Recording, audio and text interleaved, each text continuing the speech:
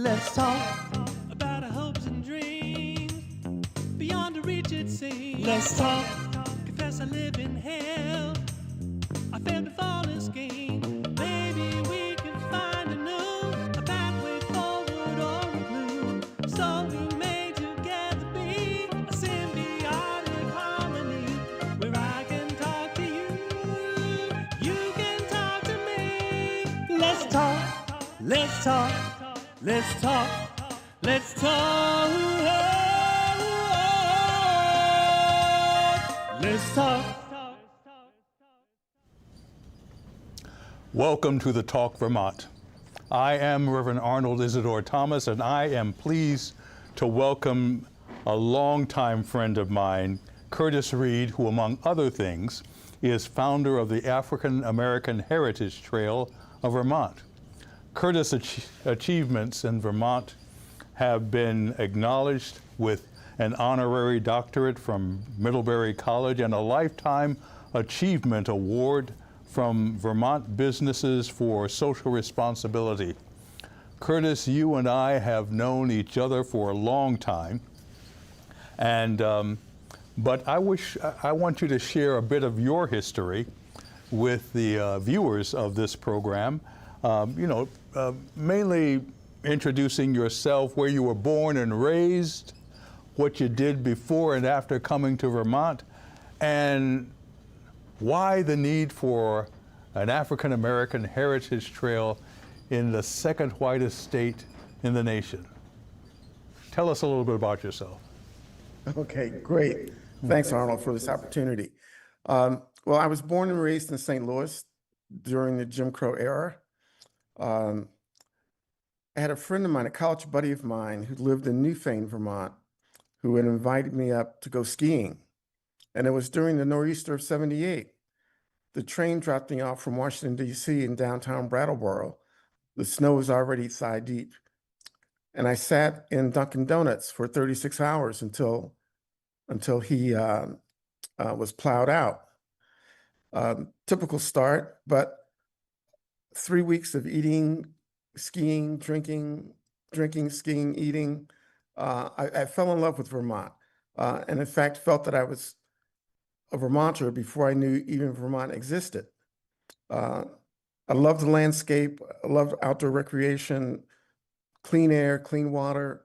I love the fact that people live here, that we live here on a human scale. We've got a highly participatory form of government, and so it was a great fit. That's great. So that's how I got here. So it's also what keeps me here as well. So what did you do after coming here? Well, after coming here, I worked for the Experiment in International Living in the early '80s, and it's difficult to work for an organization where someone is coming and going to various points on the globe without also catching the travel fever. So in '83, I left Vermont for an 18-year career overseas in international development. I kept my residency. I voted absentee ballot, received the Brattleboro Reformer three weeks late. But Vermont was always my touchstone. Bought property and paid my taxes and voted, and then came back in 2001 and began work with the then Alana Community Organization, which transitioned into Vermont Partnership for Fairness and Diversity. Yeah. I arrived in '98. So when you came back in 2001, that's when our friendship started and developed. So exactly. I saw you deliver the benediction at Governor Douglas's inauguration. Oh, that's right. Yeah. Okay. Well, tell us about the. We'll go into the other things that you've been doing while you were here in Vermont, but let's talk about the African American Heritage Trail. Why the need for such an important program, such an important history lesson, you might say, in basically the second whitest state in the nation? Well, the way the trail came about, I think, is a more interesting history to start with. Um, Peter Shumlin was running against Brian Doobie for governor, and Brian Doobie's campaign slogan was "Pure Vermont." And I sort of lightly tapped on the door of the campaign and said, that doesn't sit really well with me, and it doesn't sit well with a lot of other Vermonters of diverse backgrounds.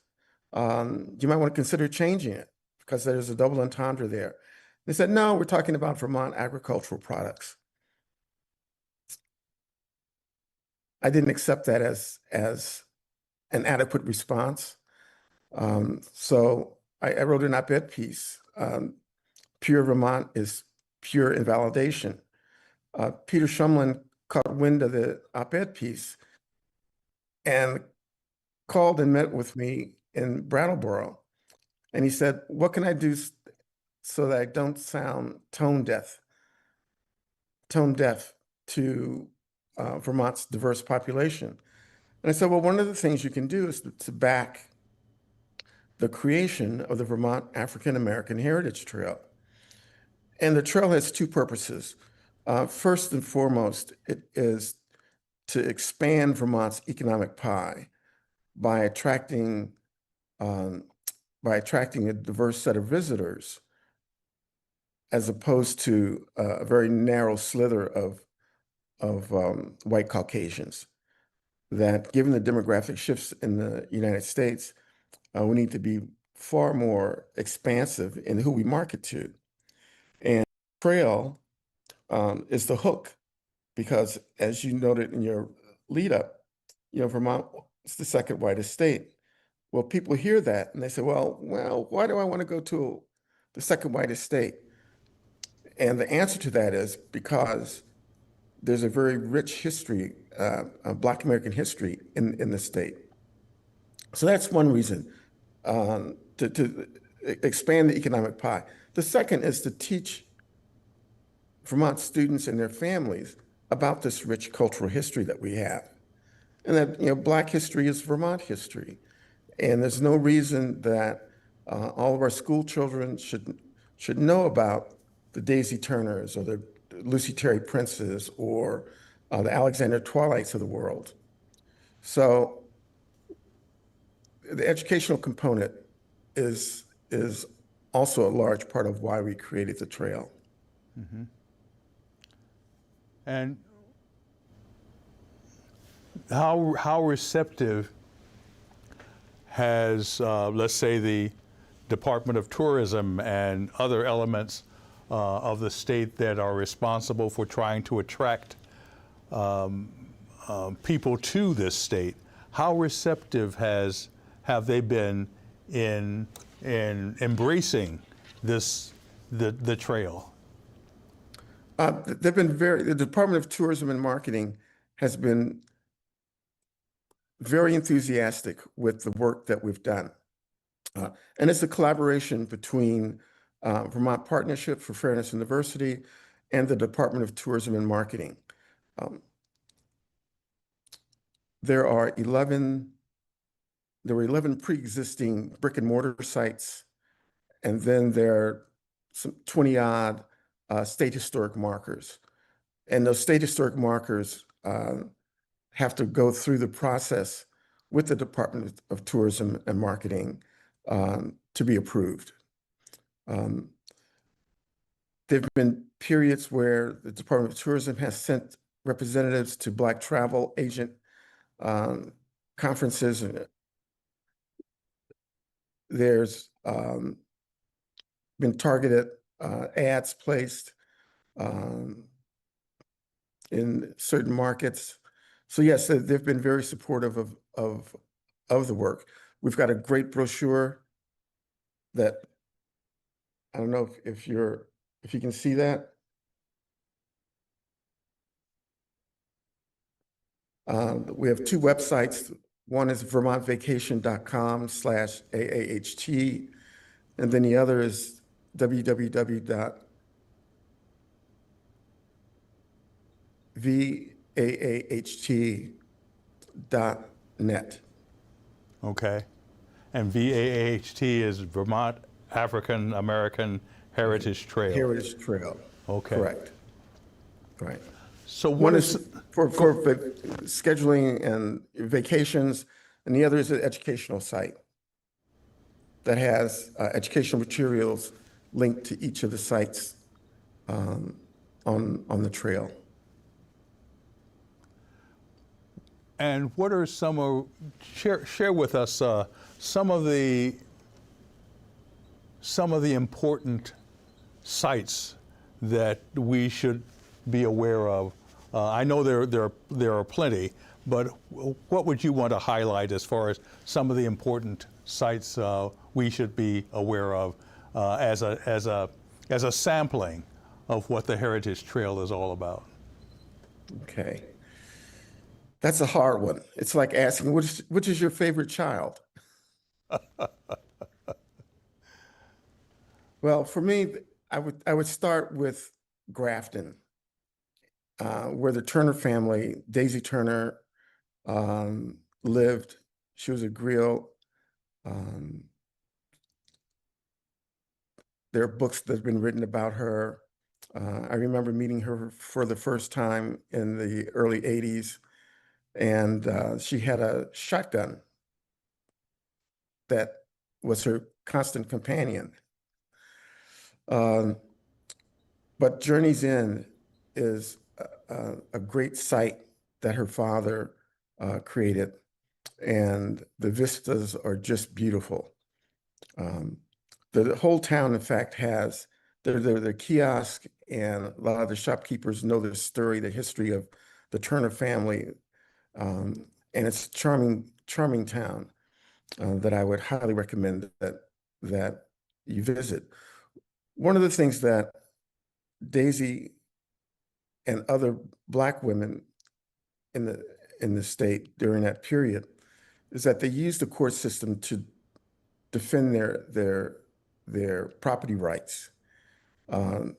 Lucy Terry Prince, both in Grafton and in Sunderland, went to court to preserve their property rights, and it was, and they won in both cases.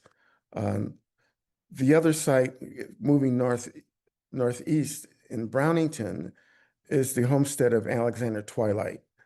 And Twilight was the first African-American to graduate from a U.S. college, which was Middlebury. And he was also the first elected state legislator of color. And he built this granite dormitory, which stands to this day. It's 3 stories. The church that he preached at, has his sermons on display. And it's also another site that has these expansive vistas there's a gazebo on the property, and there's these expansive vistas into the Green Mountains. And then moving from Alexander Twilight to a more contemporary site, which would be the Clemens family farm in Charlotte. And it's the second largest, and I think second oldest, farm owned by an African-American family, the Clemens family, Lydia Clemens and Jack Clemens. It's a cultural hub. I think the largest is a dairy farmer around Stratford, isn't it? Yes, that's the Ransom, right. Earl Ransom. Yeah, they have like 500 odd acres. And the Clemens have 140 plus or minus acres. Yep. But it is history to behold, because the Green Mountain Boys were multiracial. At 40th and Allen, the Buffalo Soldiers were stationed there from 1909 to 1913. So we've had this rich history of Civil War veterans. The Riverside Cemetery in Woodstock has the largest group of Black Civil War veterans that are buried there from the 54th Regiment. And again, these are sort of hidden gems. The trail itself did not create these, but they were pre-existing. But our role was to link them together in a way to be able to market all the sites collectively to the outside world. Yeah. Well, this is an important contribution that you've made not only for Black history and Vermont history, but for history in general. And so I'm so glad you have initiated this and basically been the visionary for making this happen. Tell me about the most recent addition to the African American Heritage Trail, Lucy Terry. Yes, Lucy Terry Prince. We just unveiled a state historic marker for her in Sunderland, which is where she died, I think in 1821. So a little over 200 years ago that she died in Sunderland. And her husband was Elijah Prince. And I said that they were, she was a poet. There's a debate about who was the first poet, African-American poet during the Revolutionary times, whether or not it was Phyllis Wheatley or Lucy Terry Prince. Lucy Terry Prince there was an oral history of her bars fight. Bars, not like as in a drinking experiment, but a bar is back in Revolutionary times meant a meadow. And it's the fight in this particular meadow that she envisioned and created this poem around. And that poem has lasted some 200 plus years in oral format. Lucy Terry Phyllis Wheatley was the first published. She had a book of poems that was published. And in fact, one of the boats that were part of the Boston Tea Party, they had to sneak on board one of the boats to deliver the crates of books that she had that were printed in England before the Tea Party started.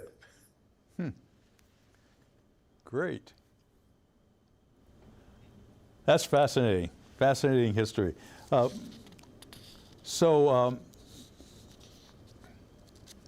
Well, I want to add one other piece about the trail. Okay. In that it's kitted. One summer, I took my 3 kids all over the state, kicking and screaming, looking at all of the state historic markers, visiting the museums like Hildene and Rokeby, Brownington, the Constitution House. And they survived.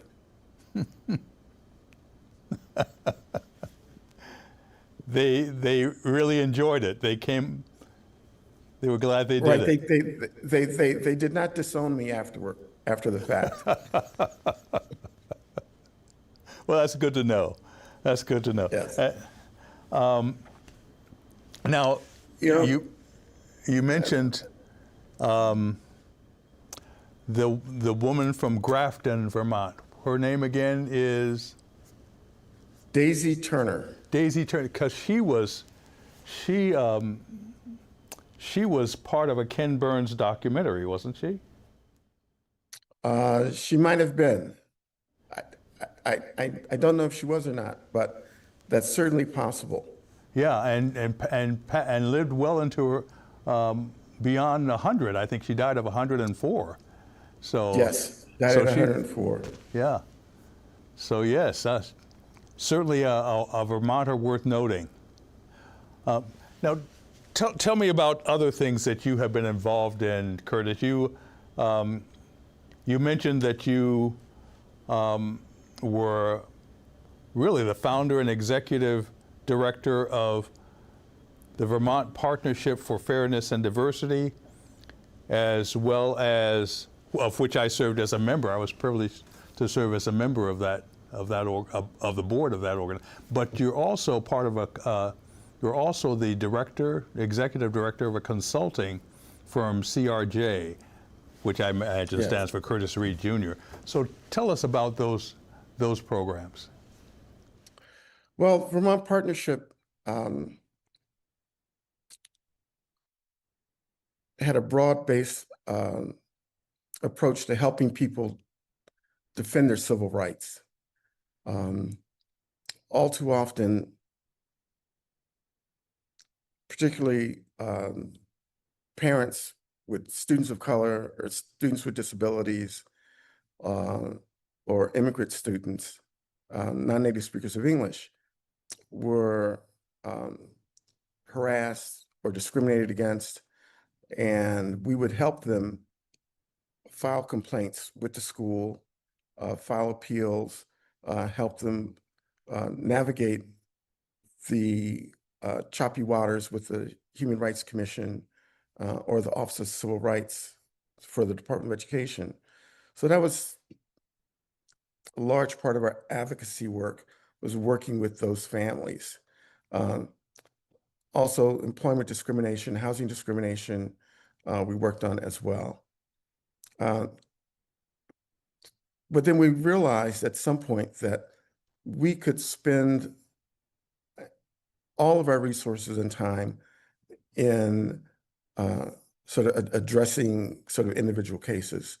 And so we wanted to move up the scale and to work with state government and municipalities on the intersection of economic development and inclusion and equity, because if they saw that if businesses and if municipalities and state government saw the value in bringing diverse dollars to the state, that would be an incentive for them to more or less clean up their act in the vernacular, to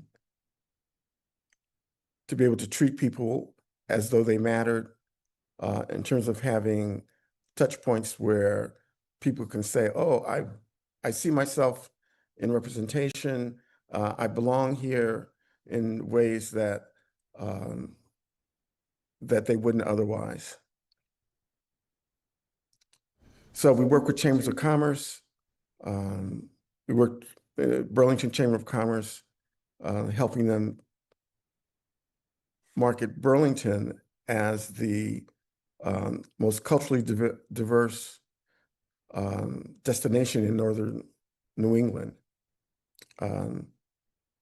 Or Brattleboro, we worked on a multi-year project looking at attracting travel journalists and writers to come visit Brattleboro area for a weekend or for a couple of days, and to write articles about the area in the Black press or the Hispanic press. Again, some of this is helping communities connect the dots. When we unveiled we had the inauguration ceremony for the State Historic Marker at Fort Ethan Allen, commemorating the Buffalo Soldiers. Church Street Marketplace, we encouraged them to invite all of the motorcycle clubs in the New England area that carried the name Buffalo Soldier and Trooper. There are about 2,000 Black motorcycle clubs in the US, and about 10% of those carry the name Buffalo Soldier and Trooper. So we extended invitations to these motorcycle clubs in the New England area And I think we had about 8 of them that showed up, about 50 motorcyclists, many of them who had never been to Vermont before. Wow. For the unveiling. And a really simple marketing tools that you can do to enhance the visibility and by virtue of valuing the rich diverseness of our areas. That's great. And I know the challenges that you encountered, especially at the beginnings of the Partnership for Fairness and Diversity, and those challenges remain. Tell us a little bit about the consulting firm CRJ, because I think that program, that consulting firm, basically tries to work with businesses in furthering the effort of diversifying their workplace. Yes. And one of our longest clients is Vermont State Police. You might wonder, well, why state police? Well, the only public official most visitors to the state will encounter will be a state trooper along 89 or 91 or 93.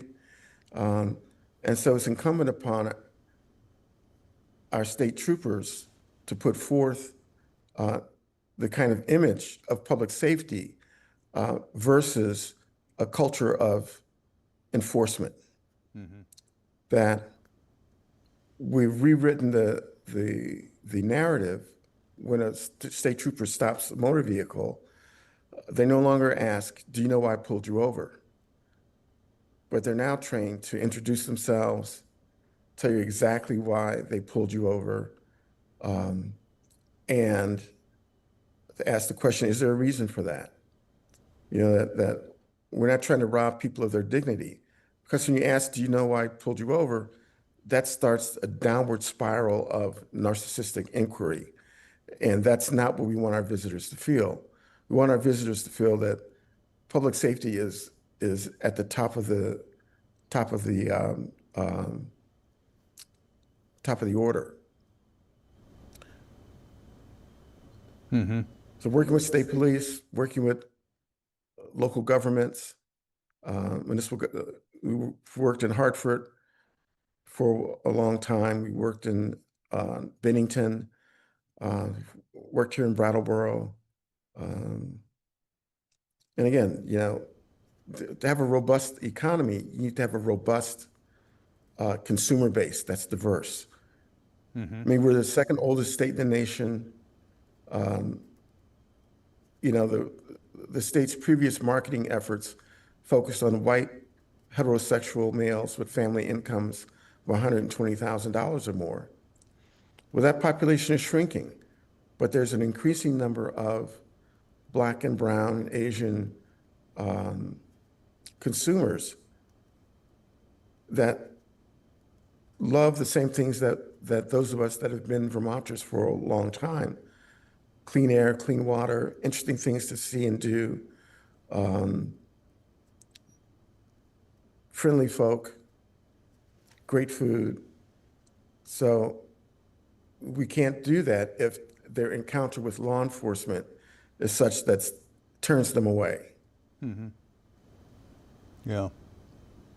And with still the very low percentage of people of color involved in law enforcement in Vermont, that remains a challenge.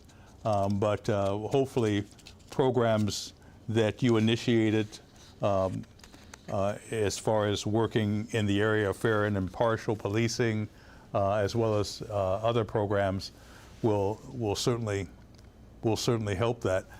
There's a question I've been wanting to ask you. As Vermont was not only the first state in the nation, but the first region in the Americas to outlaw slavery and grant suffrage for African American yet it has never been able to attract a large population of Black Americans. Have you given some thought as to why this is so, especially considering the important work that you've done in an attempt to prepare the state and the nation for future of white Americans, when white Americans will inevitably no longer represent or constitute the majority of the population? Can you give some thought to this situation of why Vermont has not really been able to attract? Well, I think there are a couple of things that come to mind. The first of which is geography. And those of our ancestors that were in chattel slavery were in the South in really large numbers, whereas slavery in New England was one person maybe per family. It was more domestic help, or in the Boston area, the trades, and there simply wasn't a large population from which to draw communities. There were some African American communities in Vermont, for example, in the Woodstock area and Brattleboro before the Civil War. But after the Civil War, the soldiers didn't return. They were casualties of war, and the wives and children went elsewhere. They didn't stay in either the Brattleboro area or the area of Woodstock or Castleton. So that's one detail. I think another is there's this mantra that the state markets itself on as being the second whitest state in the nation. And I've been trying to get municipalities not to use that phrase. One, because it sends a message that, oh, well, if it's a white state, then folks are going to be against Black folks coming in. So changing the language and also changing the narrative around who belongs in Vermont. And we have Black and brown folk that are into skiing and cycling and camping and hiking and all the outdoor activities that everyone enjoys. And we need to get more publicity around the fact that there's an active Black population in outdoor recreation. That it's not simply an urban. Our experiences are not exclusively urban. There's also the notion that we have that there's an exclusivity, that Vermont as the exception, that our Constitution abolished slavery, but it only abolished slavery if you were 6 and above or 16 and above. That was rescinded not long, a couple of years ago. But we have progressive politics at one level. And I think that there's a sense of, some people might feel isolated. But when I came to Vermont in 1978, there were only 5 Black people in all of Windham County.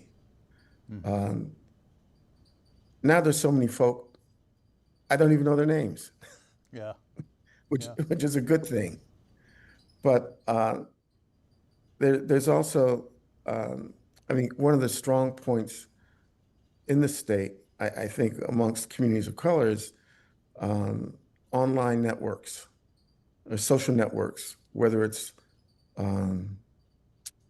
those that are involved with the environment, um, Vermont Professionals of Color, um, what is it,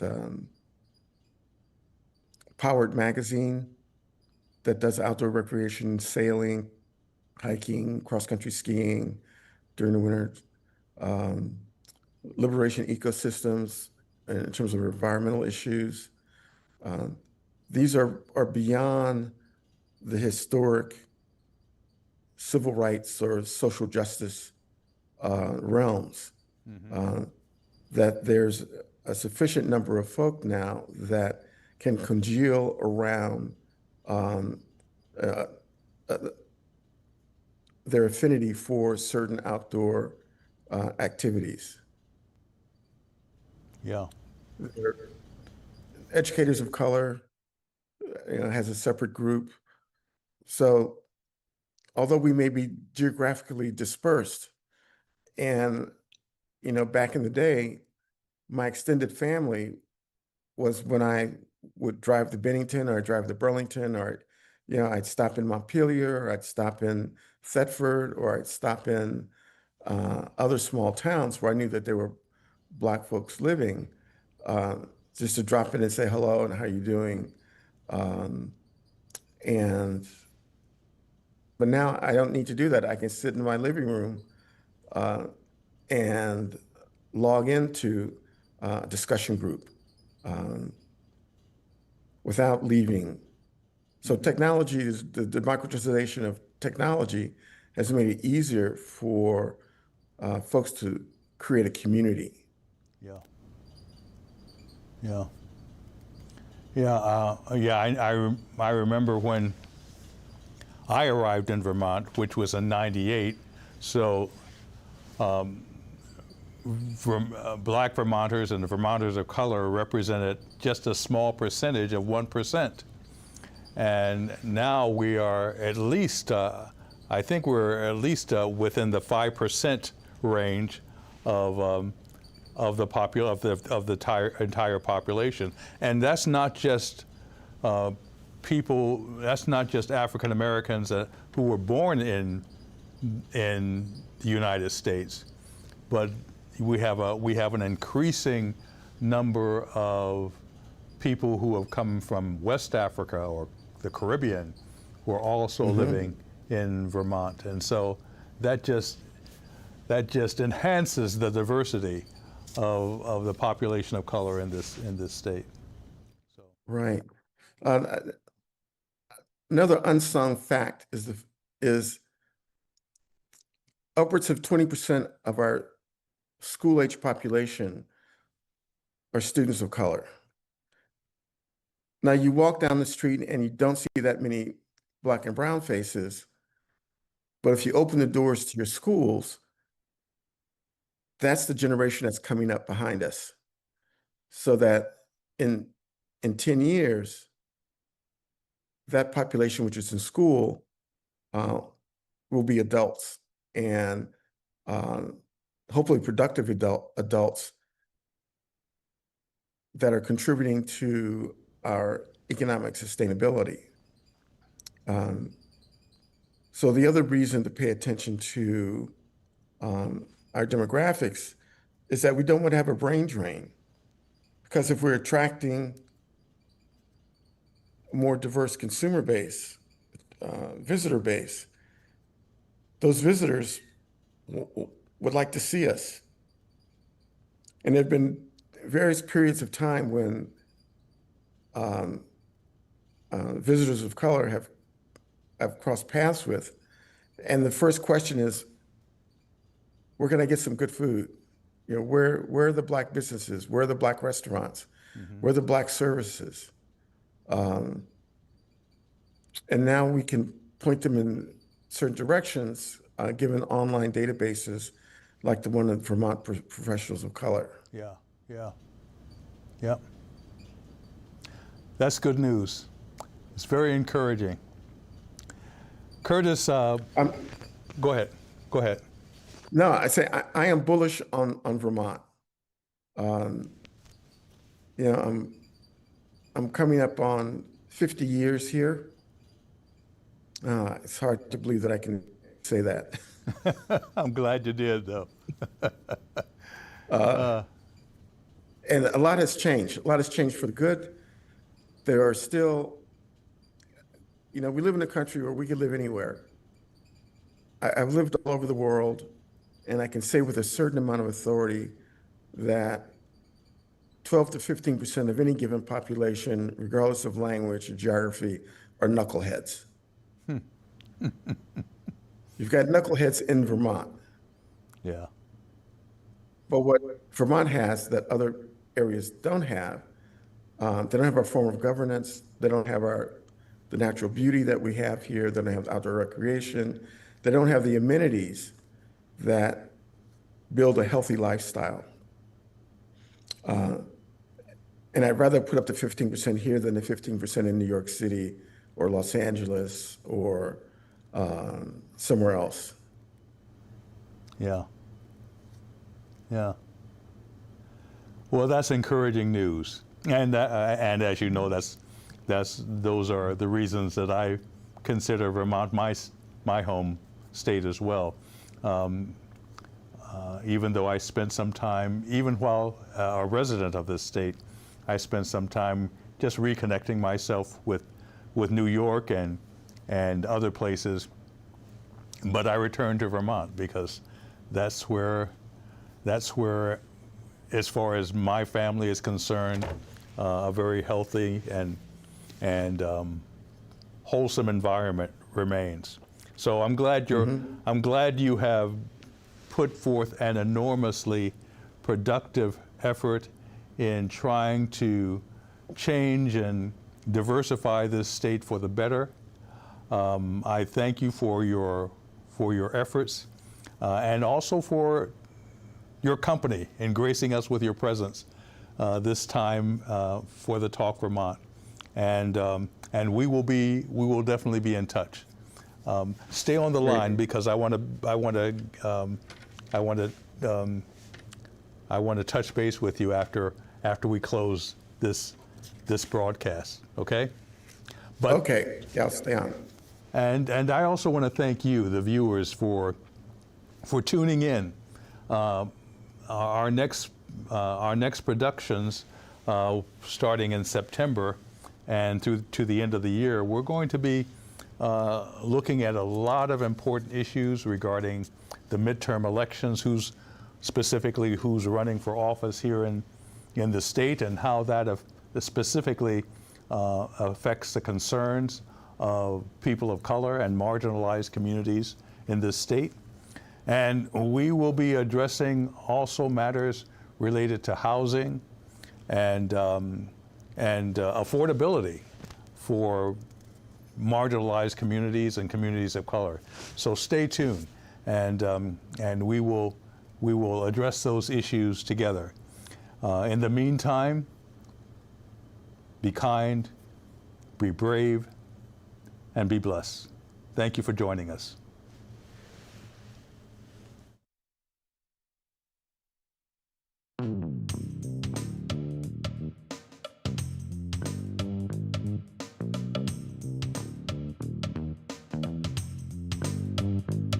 Let's talk about our hopes and dreams. Beyond the reach it seems. Let's talk. Confess I live in hell. I failed to fall this game.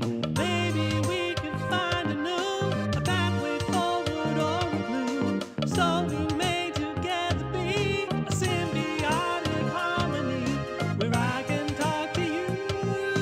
You can talk to me. Let's talk. Let's talk.